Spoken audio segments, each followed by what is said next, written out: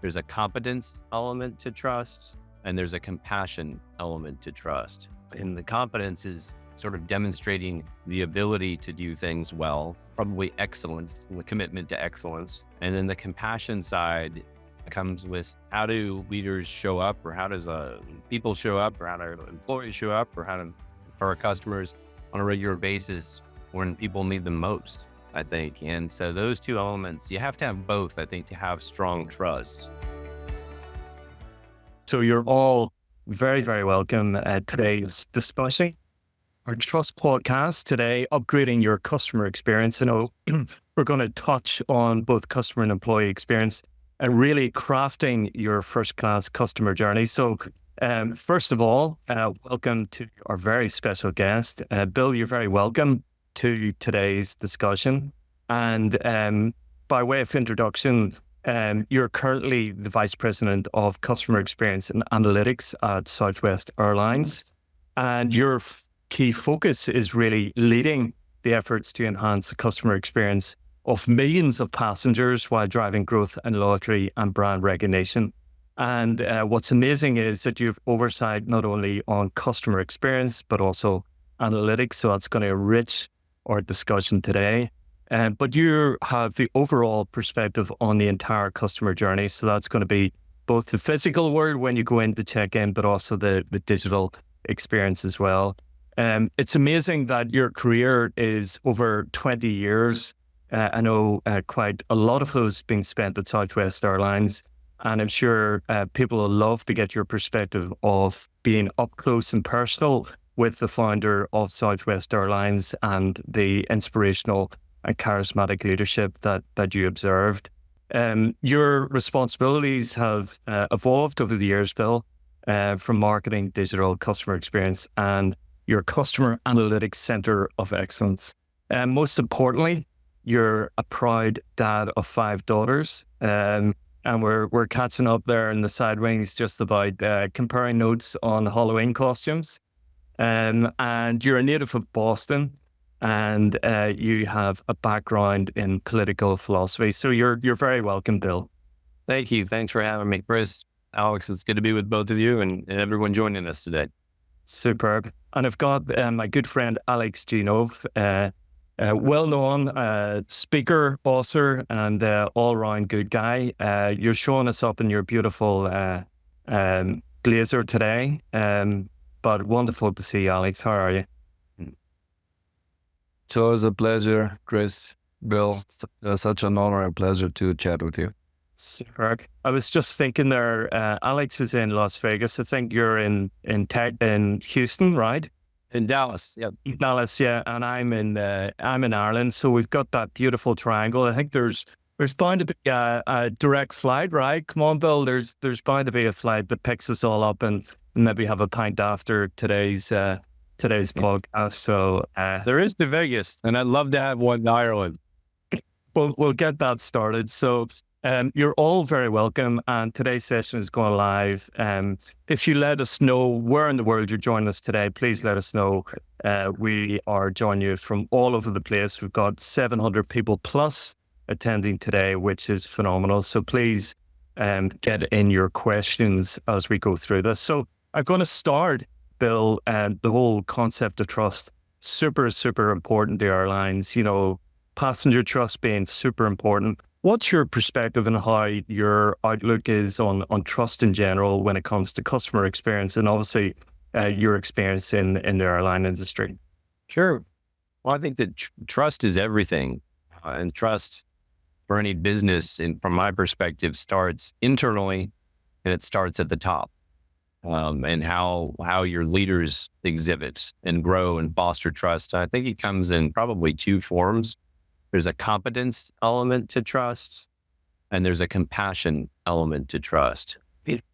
And the competence is, sort of demonstrating the ability to do things well, probably excellence, the commitment to excellence. And then the compassion side comes with how do leaders show up, or how does people show up, or how do employees show up, or how do for our customers on a regular basis when people need them most, I think. And so those two elements, you have to have both, I think, to have strong trust. we've all been in an environment working with someone or for people, and we all have normal human lives where things don't go well. We have personal loss. We have things that we need to deal with in our daily life. And conversely, we have big milestones to celebrate. And what we want from that is that the people around us recognize and appreciate that and celebrate the wins and help us through the losses, I guess. And so I think that's for a company to be successful. That's got to start internally because it starts with a mentality. And it starts with the mentality on your policies. And then that sort of permeates out to how you take care of the customers. And, air travel is a great example. Something goes wrong in air travel every day. And when you're carrying that many people, I think we carry about 500,000 people every day, all going for a different purpose. Their lives don't go perfect every day and they need grace. And so how do you show up both through the lens of competence and compassion, I think ultimately dictates how much trust or equity you have with people when things don't go well on your part as a company or as a human being in a relationship. So trust to me is foundational in any relationship, and it has to be built through a demonstration of how you care for people and then how you're committed to excellence in people. That would be my overview of it, I guess. I really like that definition. And I think what was interesting what you said, you talked about the moments, those leadership moments where compassion and competence is really important. As a big organization, how do you engender that to frontline staff? And you talked about it permeating from top down. So what have you observed and how that's done particularly well? Yeah, from the time that I started here and the birth of the company was really built on the golden rule. It's as simple as that, which everyone's familiar with: do unto others as you'd have done to you. And I think, a lot of places, a lot of companies, a lot of leaders can say something, but do they do what they say they're going to do? Do they follow through on that? And for me, I started my career here in customer relations, and it was fantastic because I'm working with customers every day. And I'll tell you that the job, I don't want to say it was easy. It's a challenging job. No, I'll say no. Most people are calling you to tell you how great things went, although a lot did. But when you're able to be backed by policies and practices that really, bring to life, put in force, doing what we say we do and taking care of the customer, it makes it a lot easier. So we're very transparent. Our whole company was built on giving people the freedom to fly. And that freedom came with authenticity and being reasonable and doing what's right for the customer. And that permeates everywhere from our policies all the way into how we empower our people to take care of customers every day. And you mentioned sort of leadership and how that's felt. Well, just in my time here, we've had a lot of different headwinds. Everyone in the world experienced COVID, of course, and that was catastrophic for the hospitality industry and travel industry, as many others and many other people all over the globe. And there were decisions that our competitors made with respect to layouts or taking a different approach, I guess, with respect to their employee base. And I will, give you an overview of the chronology here. And it started with our CEO, Gary Kelly, with the chairman of the board and over the company for most of my years here. He was the first one to take a pay cut. And then he was the one to reduce, his compensation down before he'd ask anyone else to do that. And they didn't make a big deal about it. But then the next level were the EVPs, and they took a cut. And thankfully, it ended up stopping there. Of course, leadership was impacted most, but that's how it works. They set the tone, they set the example, and it's you take care of your people first in all things before you'd ever ask your frontline employees to do something. And we're not perfect, no company is, but I have seen that demonstrated over and over and over again in various examples, and that's the tone that our founders set, and then they put excellent leaders in place to model that and carry that through and really live out the founder's mentality of your people being first. I love that. And certainly that leading from the top is really important. That permeates to a culture. Maybe bring in Alex, and there's I'm seeing some similarities between Zappos and Southwest Airlines, by the way, in the culture of leading beyond authority and actually permission to lead as well. In Zappos, famously being able to give free returns to any customers that return that, and permission, I suppose, to engage in customers. Alex, we'd love just to build on the definition of trust, how that permeates to leadership before we, pick up on some of the other things. Absolutely, Chris. And Bill, I loved everything you said. Essentially, you talked about, you made the parallels between business and interpersonal relationships. And I think that I'm a psychologist by education, and that is very near and dear to my heart. That's how I think. You need to think about, the metaphor of, the company being a person, right? And how does that work? And then when you talked about the people and the policies and the practices, I mean, that's culture. You basically talked about culture, because culture is the people, and it is the rituals and all that stuff. And indeed, there are parallels with the Zappos of Tony Hsieh Zappos. I'm gonna make this caveat that the Zappos I joined 10 years ago, it was quite different and unique, and that was it. Zappos was known for not for selling shoes, but for the culture and for how Tony basically built this very proactively and very methodically and purposefully to result in, put customer service first. And that is how you treat your employees and how you treat your customers. Just want to bring in Bill there. So we talked about charismatic founders. I know when we were chatting before that, you were, the fact that Herb, you well, you pulled up out of your drawer, some Book of Ireland that he presented you, and it seemed to have a kind of treating every employee as an individual and really getting to understand that, and that being really important. Just any reflections on the founder and how that's really set the tone for success for Southwest Airlines. Yeah, well, the beauty of Herb and Colleen, who I consider to be the co-founders, is that they made everyone feel like they were their best friend. I mean, that is a true gift to be able to personally connect with so many people. So I was just one of many that they did that with, and it came in all kinds of interactions. My first interaction with Herb Keller, we didn't actually meet. They changed the speed limit in the parking lot here at work. I think from, I forget what it was, 18 miles. I always do things that stand out here, 18 miles an hour or something. And, so it's my first month here and I don't want to get fired. And I'm very careful. I've got both hands on the wheel and driving slowly. And there's this car swerving behind me, trying to pass by. And it's him. And I find out it's him. He wants to blow it out through the parking lot. And then I discovered, well, they put the whole speed limit in because of him. And speed bumps. And so every interaction I ever had with him was magical. You'd run into him in the elevator and he'd just start talking trash to you. I mean, he can just start talking trash. And on so many joyful moments like that, he was like Santa Claus when he walked into a room.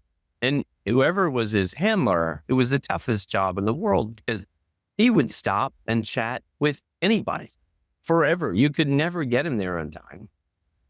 Colleen, at one point, I think he had a back door in his office and she had it sealed because he kept going out, just chatting with people and was late for meetings and everything else. And they both had that wonderful, authentic human connection, two of the most human people that I'd ever met. And, I lost my brother while I was here at a young age and my father, and the way that they showed up and the way that leadership showed up. My direct leader at the time, it was February. As I mentioned, I'm from Boston, in the thick of COVID. And, there's the rules, regulations, all those kinds of things. But my direct leader flew up from Dallas to Boston to stand in the back of a church for an hour to just grab a flight to head back to Dallas, just to be there. And you have leaders who do things like that. And I think of how Herb and Colleen showed up, but the whole leadership team. And so back to those moments, they every day was a special moment. And then when people were going through stuff, and they did it quietly, they always did it quietly, but you knew that they cared. And that sort of personality has just permeated, as Alex said, all of our ceremonies. Colleen is our queen of hearts and the heart and soul of the company. And she has this Heroes of the Heart award that's still given out to a group of employees who aren't front facing with customers. And just the whole kind of curriculum here was built off of their personalities. But I'll tell you, nobody talked more trash than Herb Kelleher. The guy, he was something else. And no one would push you to be better. I think that's the other thing is, a lot of times people interpret compassion as, oh, well, a false environment. Yeah, you have to know your stuff. And if you don't know your stuff, you'd get grilled. But just like trust, you always felt like you were being pushed to be your best from a competence standpoint, but you knew you were deeply cared about. And all those things permeated our culture. And then just a quick example, there's a story people can look up if they want. It's called Malice in Dallas. Just look it up on YouTube or any of the other search engines. And you'll see this story about how the company, there was a potential lawsuit for just plain smart as a slogan. And from a small company in the Carolinas, and their founder was excellent as well. And instead of having a lawsuit, they agreed to an arm wrestling match to solve it and turned it into this huge thing. There, of course, donated all the proceeds to charity. But that was Kelleher. Nothing was conventional. It was always unconventional. Conventional to him was boring. It lacked innovation. So I think they all spent with him. And that's so wonderful. Not only that, Herb inspired, others to follow. And I think Richard Branson, calls him out in his book as someone who really inspired him to think about starting Virgin and the airlines. But I think just to go back to your point, the story you just shared about compassion, you're in a position of leadership where you can create those moments for others. And I know in our pre-discussion, we talked about the moments that matter, right? That you have this leadership position where you can enable new experiences and actually meet people at the most difficult parts in their life. And we talked about enabling transport for people who needed medical treatment and things like that. I'm sure you get letters and stories that become part of the culture, and your job is to retell those stories. Is there any ones that stand out in terms of how you've enabled new experiences for your customers when it really mattered? My favorite ones are always with our people, because you can have the greatest infrastructure with data and sort of digital and even a physical experience. You can have the greatest infrastructure, but the EQ that people bring to the table and respond in the moments or see connections that need to be made they're always going to be my favorite stories. And they're always the ones I've seen them several times. And I look back, there's one about a young boy named Tristan who that needed a bone marrow transplant. And somebody somewhere in our company connected the donor to the boy and the family. And you see those moments of when they come together, and just that ability to play a role in connecting people. I think just to imagine his parents and what they were going through, and then to be able to meet, we facilitated sort of the meeting between him and his donor, life-changing for both of those parties. We're involved, I think we talked about, in a lot of honor flights where we are involved in, men and women who have given the ultimate sacrifice for our country, and the sacredness of participating and getting them back home. My brother called me a couple of weeks ago, and he was, I think, at Baltimore, and there was an honor flight for a 30-year-old Marine. And just the goodness of people that you see. Of course, our pilots and our employees are unfortunately too well trained in those circumstances. But you see how customers show up, and you see the goodness of people and the respect that takes place. And I think that to be involved in that connection every day is such a gift, and something that people here really find enriching to be part of. And, there's those difficult moments, and then there's weddings, and there's bachelorette parties, and just people getting together, and the importance of that. And it's humbling to play a role in part of that. So every day there are multiple stories taking place. And I think I've got to give a credit to our people. They do it flawlessly. Our pilots, our flight attendants, our folks at the airports, they're the ones who make it happen and represent us so well. Yeah, and I thank you so much for sharing those examples as well, Bill. And I think what resonated was the idea of human connection. And I think your definition, if we were to go back to your definition of trust, you're almost like planning for things that can and do go wrong. And there's a human element and vulnerability that as a brand, if you lean into that and do right for the customer, you win customers for life. Could you just talk through that? Trust is actually won when things go wrong, right? That's when they really matter. So could you maybe just take us through examples, but how do you plan for that? How do you plan and accept that failure and mistakes and challenges will happen in a day-to-day basis? Yeah, they absolutely do happen in this industry. It's just part of it. There's weather somewhere every day. And at the same time, there's somebody who has to be somewhere every day. And so we have, from a structural standpoint, we have a network operations control center it's the coolest place to visit on campus, frankly. You go in there, it's a little darker, full of screens, but they are essentially triaging every day. And they're looking at really 3 networks at any given time. And that's the network of our metal, our airplanes, the network of our crew, because you have to have the crew fly the airplane, and the network of our customers. And, they're always looking to respond to those situations and make sure we're inconveniencing as few people as possible. So I'd say that's the sort of front line of defense is, hey, if prevention isn't there, how do you respond quickly there? And then you've got a combination of our frontline employees at the airport, as well as our customer care group, led by just an exceptional leader in James Ashworth. And in all that infrastructure, really people want certain things. The top thing that they want is communication.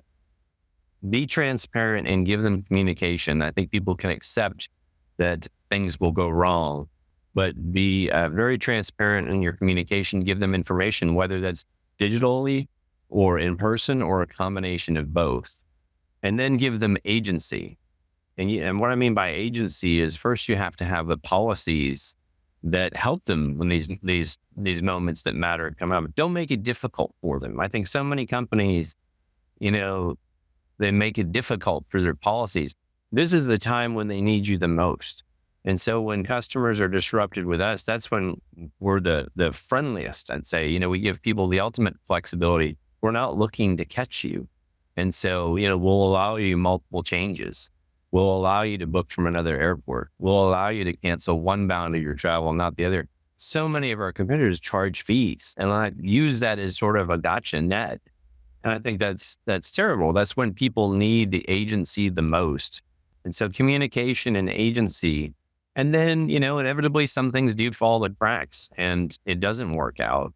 And so how do you show up when you close the loop on that and acknowledge, hey, here's what happened, tell you what happened, what we tried to do, why it didn't work, or we failed. We made a mistake, we failed you. And how do we make it better? How do we reestablish that trust with you? So I think those are sort of the 3 filters I'd put into that process. That's fantastic. And Alex, just to bring you in, just to build on an additional question from what you've heard, certainly that idea of multi-layered approach network, customer and crew being super important, and then obviously the latitude and support to allow people to make decisions. What's resonating for you in terms of an additional question there for Bill? Yeah, I think, all of this, again, speaks to a company that invests in the long term, invests in relationship with customers, because that's what trust is, basically the relationship glue, and that's what really perpetuate. That's what loyalty is. Loyalty is not a reward program or a card or points. It's a feeling, right? It's how you feel, and it's built slowly over time through all these actions that Bill was talking about, especially when things go wrong. I think this is, you mentioned hospitality, Bill.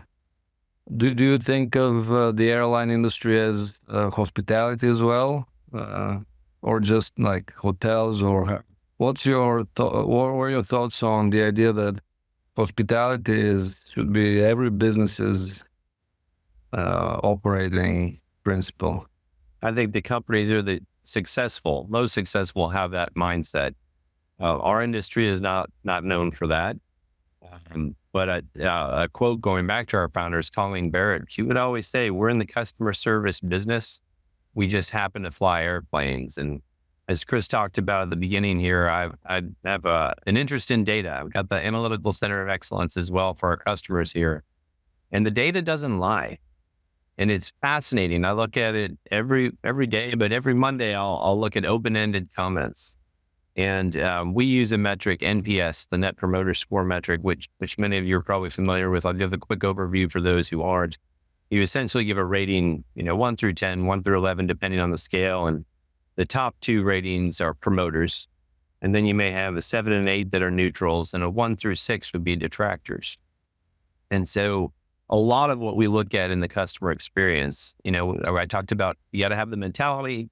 I think you have to have the management, the infrastructure, and then you have to have the metrics. So mentality, management, metrics. And when you look at the metrics for these scores, we're sitting here making business cases on capital investment sometimes. Or, we think this will move NPS X amount of points. We think it'll move this over here X amount of points, and you aggregate it, and you go in and finance does their job, and you do your job, and you make the case for the customer. But nothing moves NPS more than hospitality, and your frontline employees giving good hospitality. And I have the data to prove it. I look at it all the time because it baffles me. How many people can go through a 3-hour delay, but take the time to fill out a survey to tell us they want to give us a 10 or a top rating because our people were so fantastic. Why? Because they communicated and they were open, because they showed empathy, because they did everything they could in their power to make the situation better. And AI and digital and a physical environment are never going to do that. They're not going to connect with a human being that shows that they're caring and that they're hustling and doing everything they can for a person in a difficult situation. So Alex, I don't think there's anything more important than hospitality. And, look no further than the greatest companies out there. They do it really well. Well, this is great, Bill. And maybe I'm a big fan of Danny Meyer, the New York restaurateur. Have you heard of him? Or he wrote a book called Setting the Table, and he has this 5-6 minute YouTube video. It's fascinating. I've watched it many times, but if you haven't listened to him, I highly recommend it, because he's basically saying exactly the same things. Well, I am reading a book that references him. It's called Unreasonable Hospitality at the moment. Right. And it is one of my favorite books. I love it. It reminds me why I'm obsessed with service, why I get passionate about it. But it's, of course, about the restaurant business. And one of my favorite jobs to this day was being a busboy. I loved being a busboy at a restaurant. I love the busyness of it. And I loved the service element in 2 ways. Right? I mean, a busboy, it's, you're constantly moving, all that, right? And you're for me, I felt like, they're dependent on me to turn tables and everything else.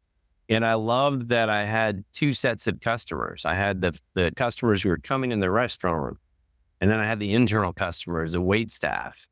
And man, I would have a system built down for, getting in between the kitchen, getting table set, cleaning, working with the folks in the kitchen to wash the stuff.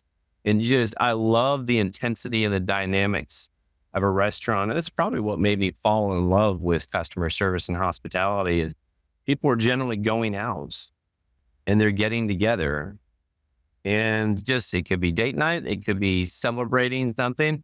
It could be, you're in town for a funeral, but it's people connecting over food.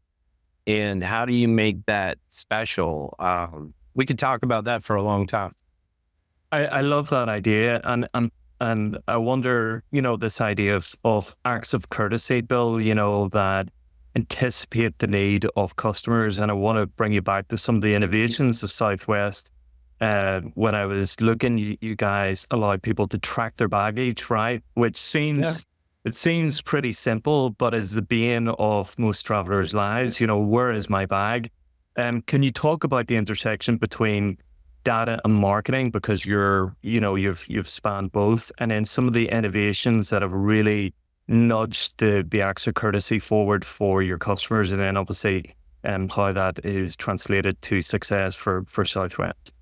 Sure, absolutely. So I think you're referring to in the last year, we released the bag tracking in the app, and we have a fantastic app. And I want to be open and clear and say that, we are not the pioneers of bag tracking. If anything, we're probably a little behind on that. But you have to look at how all the pieces come together. And I would say that nobody takes care of your bags better than we do. And that starts up front. That starts on the shopping and booking part of the process. So we're the only carrier, to my knowledge, in the entire world that allows customers to check 2 bags for free. Now, there was a time 10 or 15 years ago where that was a given until everyone decided they could make a bunch of money off of it. And, a lot of people going on vacation, a carry-on bag just doesn't do it. I actually push my family. I try to have that in my family, and I get a lot of pushback. And so we think you should be able to bring your clothes with you when you go on vacation. We think that that's a sort of a basic human right, that you should be able to bring your clothing on vacation with you. And, sometimes you go for a while, sometimes it's a variable weather like the place in Texas. We're going to give you 2 bags for free. And so it starts with the policies that we have. And that's part of that, giving people the freedom to travel when they go book. What the fare is what it is. We're not going to nickel and dime. We're not going to do all these add-ons. Here it is. And so our goal is to then sort of carry that promise all the way through the journeys, to say, hey, you can sort of pre-check your bags in advance. That'll help you with your time at the airport. And then 2, you can certainly track your bags. And then if something did happen to your bags, doesn't happen too often, you can file a claim that way, because time is important to you. We care about you. We know your belongings matter to you. And so that promise has to permeate the entire journey. Bag tracking is just one part of that. But it was certainly feedback that we got from our customers. And so we keep a punch list of what are the things that are most important and how are we working to bring them to market. In the middle of the pandemic, or maybe a little more than halfway through, you think about the financial situation that airlines were in. And we were crazy enough to come out with a policy that said, we don't think your flight credits should expire. Customers told us those are our flight credits. We paid for them. They're ours. In other airlines, they expire. We think they're ours. And we agreed with them. And so we changed our policy to where flight credits don't expire. And so you're not under pressure. Not everyone travels every year, right? But you still earn those. So you can keep them in the bank with us and use them when it's convenient for you. So I think it's that always listening and understanding to the customer of where are their friction points. How do you make it easier? How do you take anxiety out of travel? I think travel has enough anxiety. How do you relieve that for customers when things go well and in the moments when they don't? And I just want to, you talked about emotions there and anxiety. Is there a category of emotion, moments of joy that Southwest want to own, in terms of you've given some thought to all those journey, the pre-booking, the turning up to the airport, checking in on the flight, post-flight. What are some of the elements that you've designed into that create delight, apart from tracking your baggage, which I know people will find exceedingly helpful? Yeah, it goes through just to your point, Chris, it goes through all the journeys. So, and you know this, and the folks listening to us today know this, booking a trip is exciting. And then hitting the button, there's a certain sense of accomplishment, right? You want to make that affordable. You want to make people feel good about it. And again, if something goes wrong, you want them to have flexibility. So a lot of people do book with us because they know, well, I can just reuse a flight credit if it doesn't work, or, they'll give me flexibility. So you're taking the anxiety out there. And I think the goal is, in every part of the journey, how do you replace anxiety with excitement when it comes in? And so, I think about the different types of anxiety. And some of the recent announcements we've made are in response to that. People were starting to express post-pandemic, not knowing their seat was a bigger deal to them. And so they had what I call seat anxiety.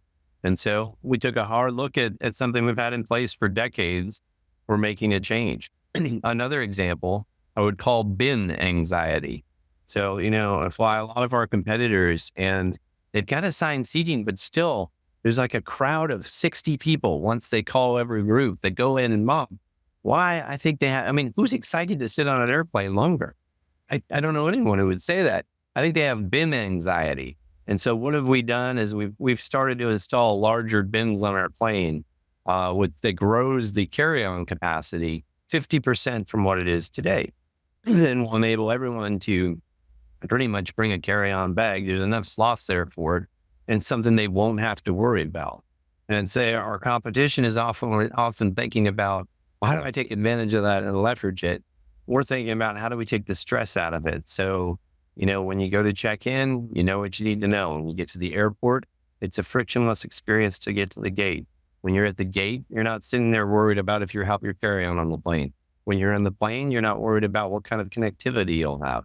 When you get to the destination, you want to get out of there as fast as possible. And so journey management is a big piece of our strategy, and taking the friction out in each part of the journey and the anxiety is our goal.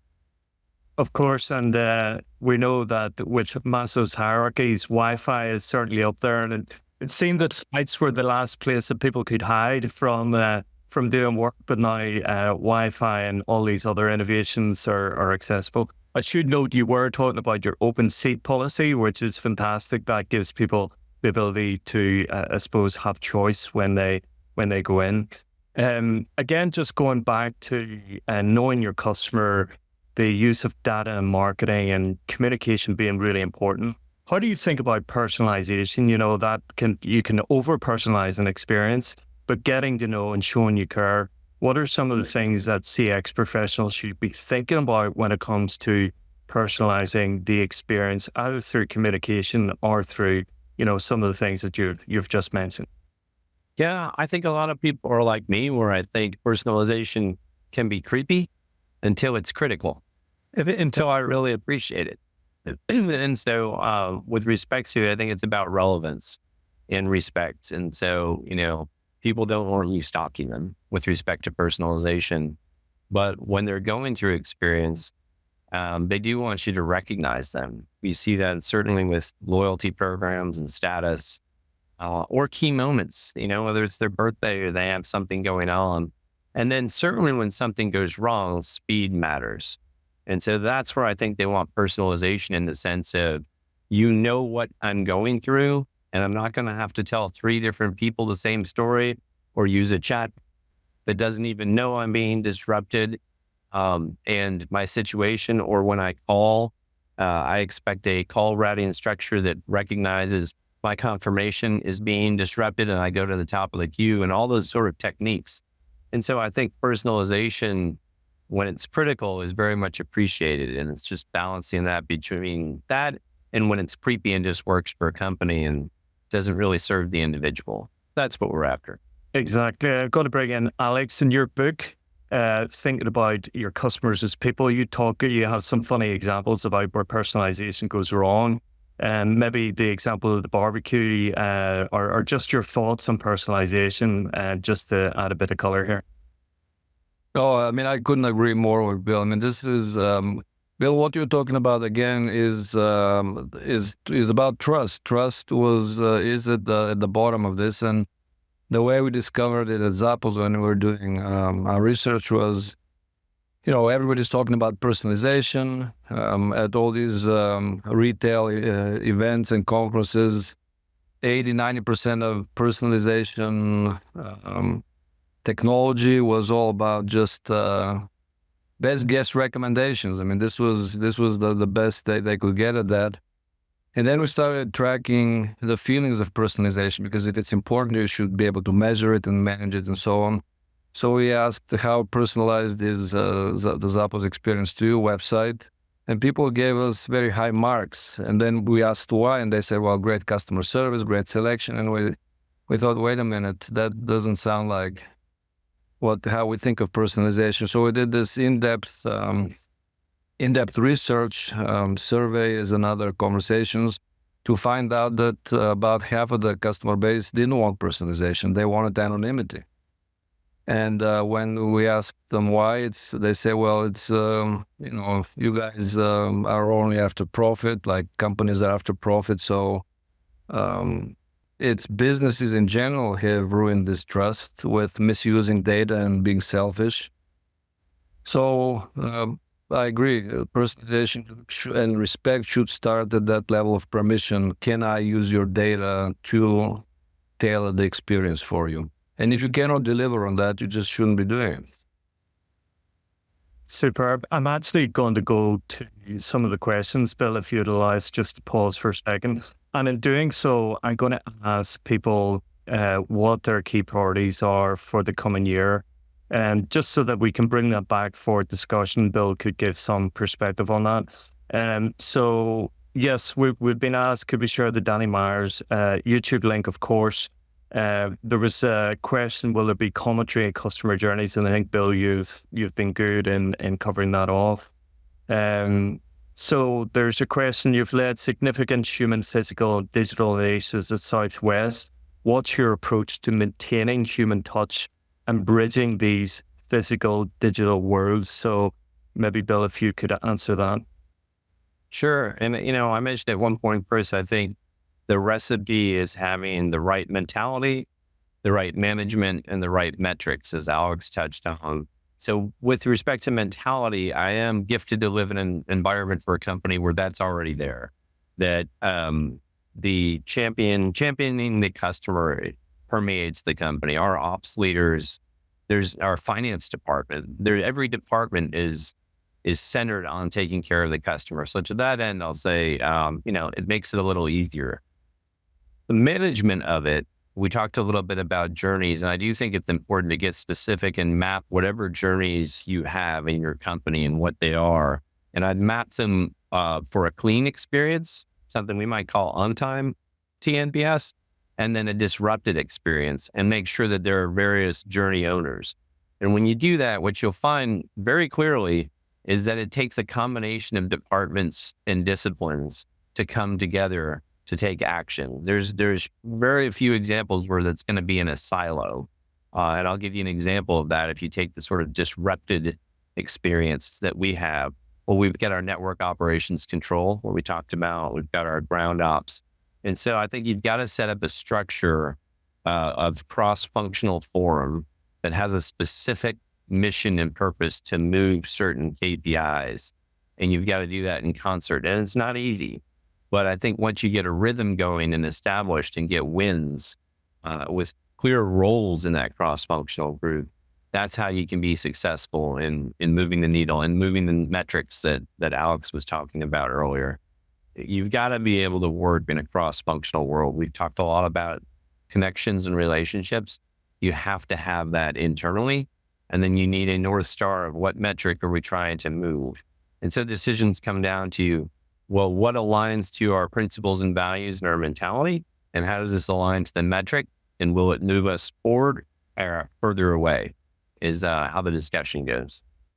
Did I give you what you're looking for, Chris? No, that's wonderful. And I think it's that idea of cross-functional focus, right? That is in the KPI. So I think that's wonderful. There's another question saying, obviously, since pandemic, many large organizations are struggling to keep their people and customer care promises. How do you think about pre-pandemic? How do you sustain pre-pandemic level of care? How do you keep that going? Balancing all those various challenges. I suppose it's more advice for others who are thinking through that balance and struggling through that, I suppose. You've got to be able to demonstrate the value. There's no way around that. You've got to be able to demonstrate the value internally. And both you and Alex touched on this, that I think Alex mentioned, you both mentioned, it's not just about price anymore. I think coming out of the pandemic, care carries a much larger weight than it did before. And I look at things like the JD Power scores and the drivers analysis, and I've seen this in several places. Alex mentioned this, that loyalty is driven primarily by what your experience with the company is, not just a loyalty program or transactional program anymore. I think that's true post-pandemic. And I think it's even more so with the sort of younger generation.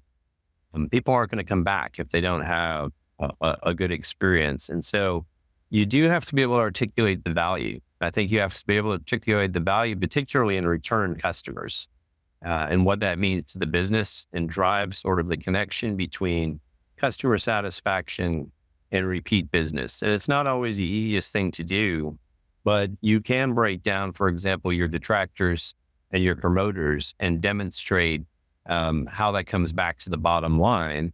And even things like how it can mitigate cost of acquisition. So there's nothing more expensive than losing a loyal customer. You have to go get 10 or 15 more new ones just to replace it. And I think driving that home in your organization, particularly sitting down with the finance organization and getting them to appreciate, hey, we can probably lower our cost of acquisition by investing more in retention and servicing and how we take care of people. Those are the things you're going to have to demonstrate in your organization to be successful, even in an organization that's already very customer-centered.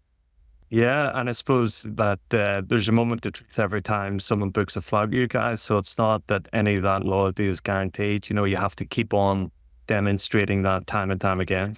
That's right. That's right.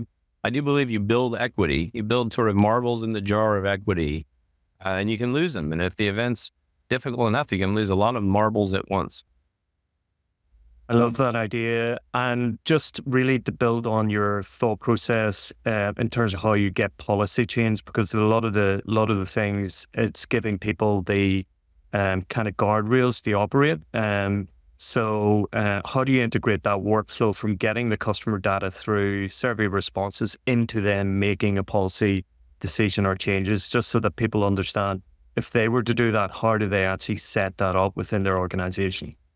Sure. There's a few. There's the obvious, which is the financial implications. But even before you get there, I think it's important for anybody in a customer organization to ensure they have another filter in mind that's very important, which is your employees.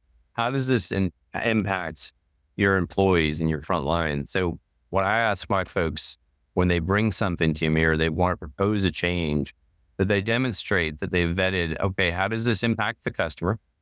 How does this impact the employees? And how does this impact our business? And we really have to go through all three if we're going to bring something to market or propose it, because you can have something that works great for the customers, but if it really takes a hit to your frontline employees and how they operate and how they do their job, it's not going to be good. You've got to find a solution that sort of hits the trifecta of it's good for customers, good for our employees, and good for the business. I love that. And I think there's the trifecta right across everything. I'm seeing networks, customers, crew, and then the sniff test. How does this actually impact people, which is phenomenal. I suppose, going into kind of modern day technology, chatbots being, prevalent and some of these other innovations, how do you balance that between the AI-powered automation and personal touch? Or just what's your viewpoint on the automation as part of the experience for customers? I think there's a lot of goodness that comes with it. It's not perfect. I don't think it's ever going to be the full solve, but I look at it through the lens of acceleration of information. And we talked about how customers want communication and they want agency. And so any friction that's in between that, you need to clean up with accuracy. And so when I think of AI or I think of chatbots and information, I think of two audiences. How can I better accelerate the information our customers need and the agency that they want? And also our employees, in particular our employees who are caring for customers. And there's a lot of examples across the globe of contact centers, I think, better equipping their own employees to take care of their customers. And there's a great example. If you can speed up taking care of the customer's happy, and also your time invested as a company is less to get a better result for the customer. And so over time, you're investing less hours that way, or you're enabling your workforce to spend time on more complicated issues and provide hospitality to customers, which is just as important. So I think there's a lot of goodness in accelerating information and agency that comes with that. As Alex pointed out, there's probably a risk curve to that. You want to do it, I think, for the high frequency, low risk areas first. And then there's just always going to be items that are more complicated that need a personal touch anyway, and where the customer will feel better about it being resolved that way. Superb. And I suppose you touched on the idea of both customer and employee experience coming together. A lot of people see that as the mecca of customer experience. How's that joined up in Southwest? How do you guys think about that as a unified experience for the customer? And given that people are one of the most important aspects of the service delivery. Yeah, the most important, as we've talked about earlier. So they have to be conjoined, and they are with respect to our data and survey platform. We use the same tools to survey employees as we do customers. And then whenever we're looking at an initiative that needs to tackle, whether it's a geographical focus or anything else, any other lens, we make sure we bring those two together, and we're looking at the data and information. And we always start with the employees first. Say, what's the experience looking like? How are they feeling? If something's off, why is it off? Because we know you have to start there. That's the foundational piece. And you can't put a great customer experience on top of a bad employee experience. And so it's a regular dialogue is what I'd say. I think we do have opportunities. We're looking at some of those about how do we even tighten the seam and work more closely together. But that's all about getting better. Superb. And I suppose as we approach the last 5 minutes or so, I suppose it's thinking about what are the key takeaways and tips for CX and EX leaders. So it was just really your thoughts on, what are some of the practical steps that people could think about in terms of maintaining customer trust in this rapidly changing environment? What would your takeaways or key thoughts be? Yeah, I think it's probably a recap a little bit about what we've talked about, which is trust is foundational. And if you don't have it, you're not going to be successful in customer experience. And it comes with, there's a competence piece of that, delivering excellence, having a real plan. You just can't will your way there with tactics. You have to have a very intentional plan. And then there's a compassion piece, which I think is part of your plan and part of that mentality. You have to have a mentality where the customer experience is valued and appreciated and understood from a metric standpoint to the business. And then you have to have the management infrastructure to do that. And my suggestion would be that you do that from a journey lens, and also that you break it down into your core customer segments. So if you have 5 key segments in your business, whatever they are, make sure you put them all through the journey they go through, from sort of inspiration to shopping and booking and buying, and have that go through the lens of an experience that goes well. And then what happens when things don't go well? And how do you identify that? And how do you resolve that for the customer? You got to have all that structure. And then lastly, none of it can be done without metrics. You need to know if you're making progress or not. And so driving alignment around those metrics. And then from there, you have an infrastructure that you put in place. And I think it's very important to recognize and reward your employees for delivering great service, and model and showcase and bring that forward. Whatever your experience is like, it probably has an employee element to it. And if it does, you want to make sure you recognize and reward where it's going well and the people who are doing a great job.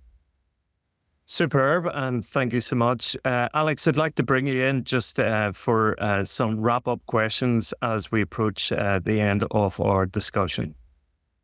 I mean, it's more of a comment. I've been a Southwest fan and customer, of course, and for many years. And I've known it as the company with a heart, the airline with a heart. And I mean, it's not by chance, right? And Bill, you talked about starting with a visionary leader, then that sets the tone to really select the right people to work for that company that fit that culture, and then then then you select the right customers in a way, right?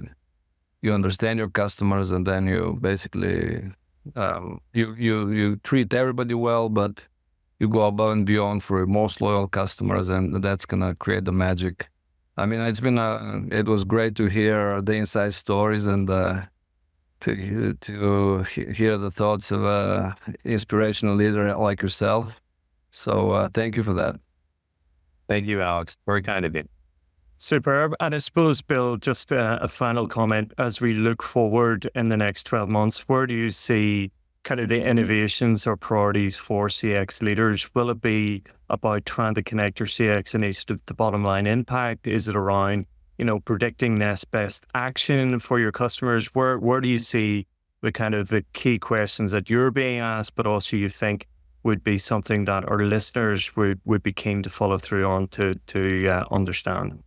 Well, you mentioned, Chris, that companies are struggling, I think, with investing in care, so demonstrating that value.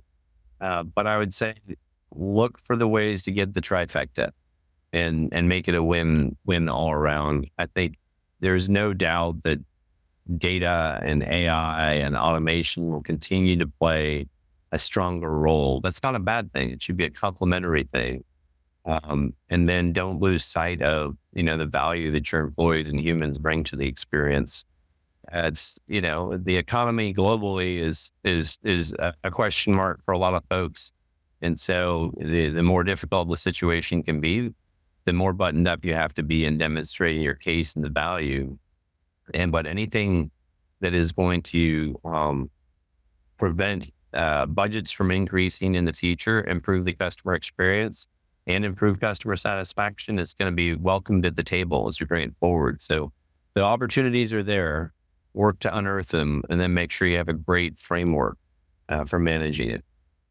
Superb. And what a wonderful note to end on, Bill. You've been a phenomenal guest. I hope we can take you up on that pint sometime in the hills of Dublin, or certainly Dublin or Belfast. But you've been so hospitable with your time and knowledge and sharing that with others. So really grateful for your time. We're going to be sharing this so that other people can hear all of the knowledge on Rewind as it's recorded, and it'll be shared. And I suppose just to end, I want to give people a short gift. For everyone who attended today, you're going to get 3 insights on your brand experience. So that's just a complimentary gift that we're providing for everyone who has attended. I'm going to allow people to pick that up as a complimentary offer in the coming minutes. But look, Bill, thank you so much for all of your time. Really appreciate it, and I look forward to continuing the conversation. Thank you again. It's been my pleasure. Thanks for having me. Excellent. Take care now. And that wraps up today's Trust Builders episode. Bill, you've been a wonderful guest. Thank you so much, and looking forward to continuing the conversation. Thanks, Chris. Take care. Take care.